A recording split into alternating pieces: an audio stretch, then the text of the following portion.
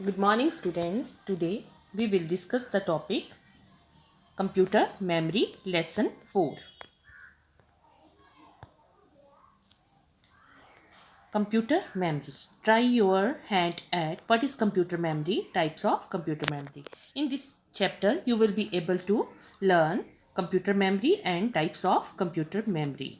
In this chapter, we will discuss what is the use of memory unit in our computer. But before we know about computer memory, let us discuss the basic organization of computer system in brief so that we easily understand the memory unit. इस chapter में आप जो है और हम जो हैं वो कंप्यूटर मेमोरी के बारे में डिस्कस करेंगे, पर उससे पहले हम बेसिक ऑर्गेनाइजेशन कंप्यूटर सिस्टम की बेसिक ऑर्गेनाइजेशन को डिस्कस करेंगे ताकि हम कंप्यूटर मेमोरी को आसानी से समझ सकें. As we all know, a computer system is divided into 3 units. जैसे कि हम जानते हैं कि कंप्यूटर सिस्टम जो है वो 3 यूनिट्स में डिवाइडेड है. Input unit, output unit and memory unit, जिसको सीपीयू भी बोलते हैं. Memory unit, this is also known as IPO cycle. और इन तीनों को मिला के बनता है आईपीओ साइकिल. तो आईपीओ साइकिल को डिस्कस करेंगे हम. Input, processing, output. तो इनपुट जो है वो जिससे हम डाटा को कंप्यूटर में डालते हैं. प्रोसेसिंग, जिसमें हमारी इंस्ट्रक्शन जो है वो प्रोसेस होती हैं. और आउटपुट, जिससे हमें उसका रिजल्ट मिलता है. तो इनपुट हम कीबोर्ड से डालेंगे, प्रोसेसिंग सीपीयू में होगी और आउटपुट हमें मॉनिटर से या प्रिंटर से मिलता है. तो सबसे पहले है input unit. Input unit is the unit through which we can enter our data और instruction into computer system for further processing. तो प्रोसेसिंग के लिए हम जो डाटा और इंस्ट्रक्शन कंप्यूटर में डालते हैं, उससे जिन चीज़ों से हम इसमें कंप्यूटर में ये डाटा और इंस्ट्रक्शन डालते हैं उसे बोलते हैं इनपुट यूनिट.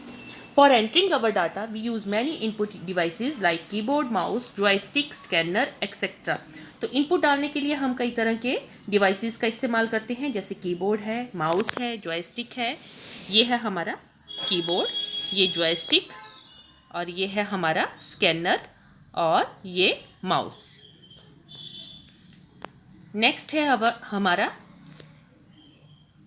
Output unit. तो आउटपुट यूनिट जो है वो हम जिनसे हमें आउटपुट मिलता है, मतलब जिनसे हमें रिजल्ट मिलता है, वो है आउटपुट यूनिट.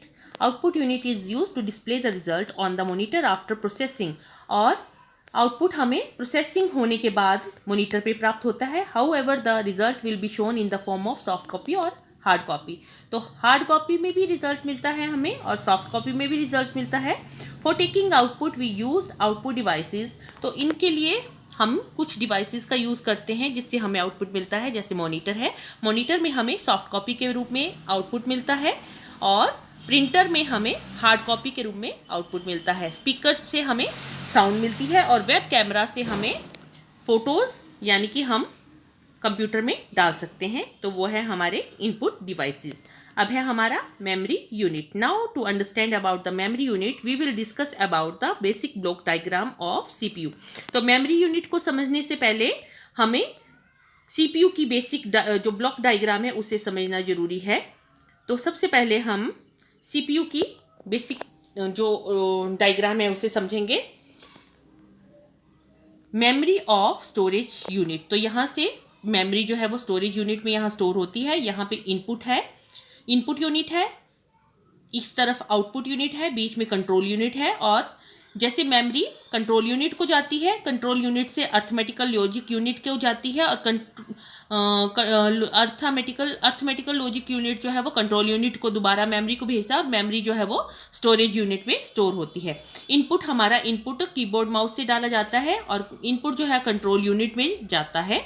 और उसके बाद हमें आउटपुट जो है वो आउटपुट यूनिट से मिलता है.